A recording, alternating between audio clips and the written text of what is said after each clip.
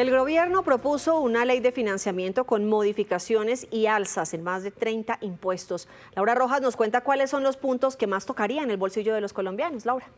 Catalina, buenas tardes. Una ley de financiamiento por 26,3 billones de pesos. Y para ampliar esa información, saludo al director del Centro de Competitividad de la Universidad Javeriana y que además hizo parte del equipo del Ministerio de Hacienda. Y arranco por esa pregunta, director.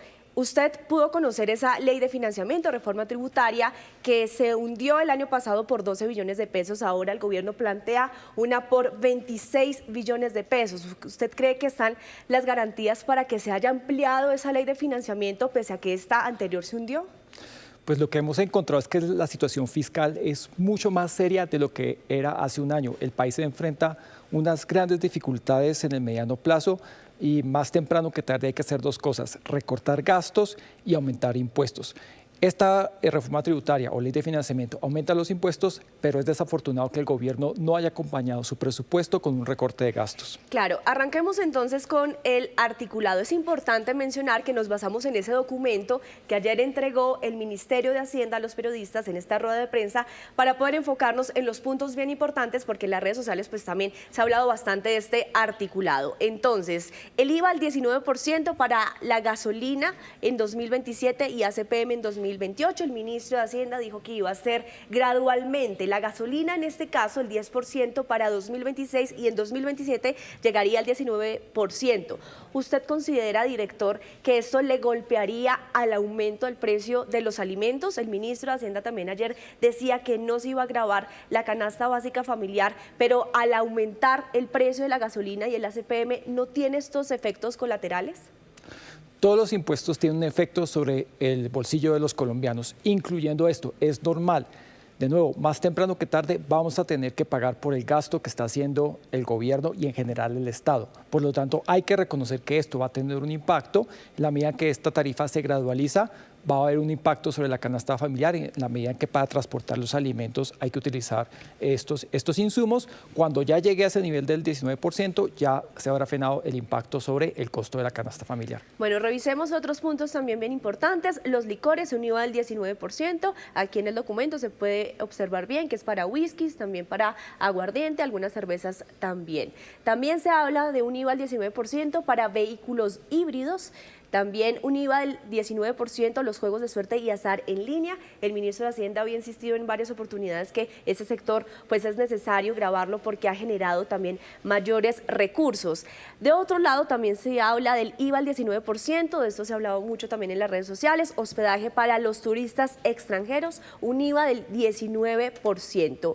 IVA al 19% también para las compras de boleterías de conciertos y eventos deportivos. Acá lo que dice el documento, abro comillas, impuestos al consumo del 19% para servicios de esparcimiento, culturales y deportivos en precios de entradas mayores a 500.000 pesos. Y aquí, si le parece, director, vamos a los ejemplos puntuales. Ahorita hablábamos sobre el vehículo híbrido. Si hoy, a precios de hoy, vale 80 millones de pesos, el incremento sería pues a 95 millones de pesos, es decir, tiene que sacar de su bolsillo 15 millones de pesos más.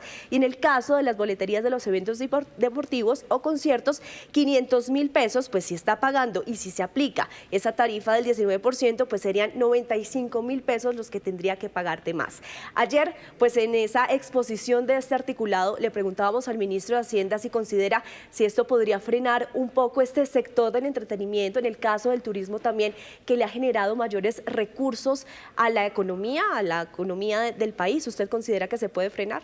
El país se enfrenta a una dificultad muy grande y es que las actividades económicas que más han crecido recientemente, como por ejemplo eventos culturales, la venta de vehículos híbridos, son actividades que tienen tratamiento tributario privilegiado y por lo tanto es importante que el Estado, en las serias dificultades fiscales que tiene, trate de buscar recaudo en aquellas actividades que más han prosperado en los últimos tiempos.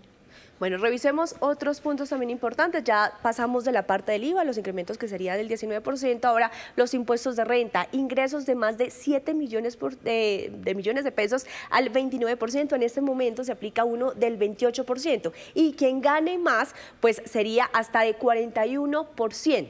Otro punto también muy importante sería el impuesto al patrimonio, modificar el hecho generador del impuesto al patrimonio de 72.000 VTs, que son 3.600.000 pesos, a 40.000 VTs, que serían 2 millones de pesos. ¿Cómo aplicaría este impuesto, director?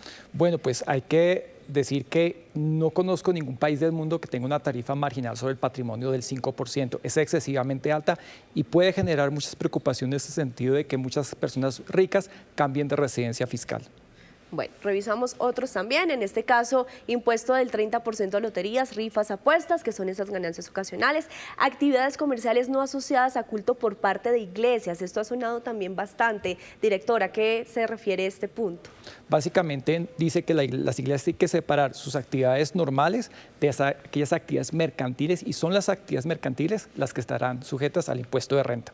Bueno, de otro lado, hace pocos minutos, pues también el Ministerio de Hacienda, a través de sus canales de comunicación, pues habló sobre esa polémica de la que se ha generado, si se van a gravar las cuotas de administración residenciales. Dice que no va a ocurrir, pero en ese documento que acabamos de revisar se habla de un parágrafo.